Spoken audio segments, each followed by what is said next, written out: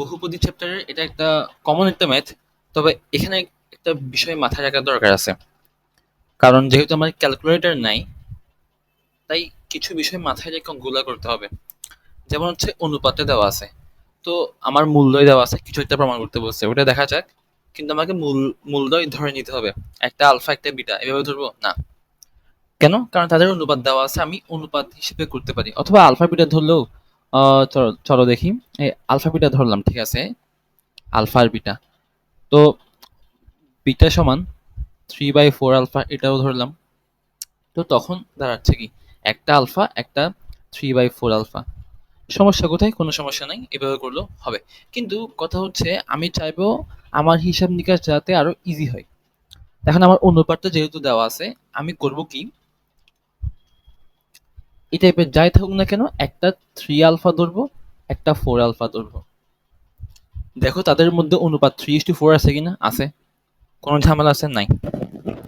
এখন চলো আম, ধরি মূল্যই 3 আলফা এবং 4 আলফা। এখন এইখান থেকে আমরা কিছু বিষয় পাবো। আমরা জানি মূল্যের যোগফল কত, -b/a,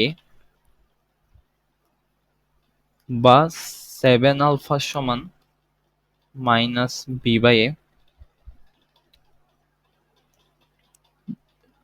আলফা সমান -b/7a পাইলাম। তারপর আবার মূল্যের গুণফল হচ্ছে 3 আলফা ইন্টু 4 আলফা, কত, c/a, প্লাস c/a। তো সুতরাং আলফা স্কোয়ার সমান c/12, 3 4 12, 12টার দিকে নিয়ে আসছি।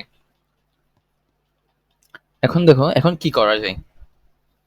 এখন যেটা করা যায় এবং যেটা করা উচিত, আমার বি এবং এ সি এর মাঝখানে একটা রিলেশন লাগবে। অথবা মূল কথা হচ্ছে এ বি সি এই তিনটার মাঝখানে একটা রিলেশন আমার স্থাপন করতে হবে। তো কে এই জিনিসটা করবে? করবে হচ্ছে আলফা। বি এবং এ এর সাথে আলফার একটা সম্পর্ক আছে, আবার সি সি এ এই দুইটার সাথে আলফার একটা সম্পর্ক আছে। এই দুইটাকে কাজে লাগাইয়া আমি কি করব, এটা প্রমাণ করব। যদিও অঙ্কটা তোমরা আগে করছো, তো মূল যে বিষয়টা তোমাকে মাথায় রাখতে হবে, 3 আলফা এবং 4 আলফা ধরে নেওয়া। যদি ধরো 5:6, তারপরে একটা 5 আলফা একটা 6 আলফা, একটা আর একটা দ্বিগুণ, তখন একটা আলফা একটা 2 আলফা, একটা আর একটা 3 গুণ, একটা আলফা একটা 3 আলফা, এভাবে ধরে নিব।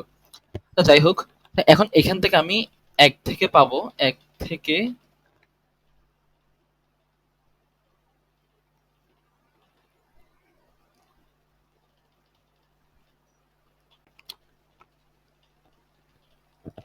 পাবো হচ্ছে আলফা স্কোয়ার সমান, আমি যদি দুই পাশে স্কোয়ার করি তাহলে b² / 49 a² পাইলাম। এখন তুমি একটু একটু আশার মুখ দেখতেছো, এই যে দেখো 49 আসতেছে, b² আসতেছে, তার মানে কিছু একটা হবে। তো 2 ও 3 থেকে আমি পাবো, এটাও আলফা স্কোয়ারের মান, এটাও আলফা স্কোয়ারের মান, তার মানে দুইটা সমান। তো b² /